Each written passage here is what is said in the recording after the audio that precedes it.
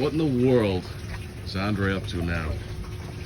Got a hose. We got a big ass reservoir. Some garden hose here. And, a little pump. Yeah. A pump action running off a battery. Look what we're pulling our water out of for free. Well, minus the cost of the material here. How cool is this? How cool is that?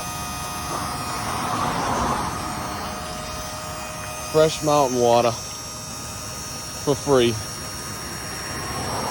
Obviously it's not drinkable, but it's not what we're using it for, man. We got this little setup here for a shower system. Isn't that right, baby girl? Get some water to the camper, huh? To wash our paws. All right. Until next time, keep it classy.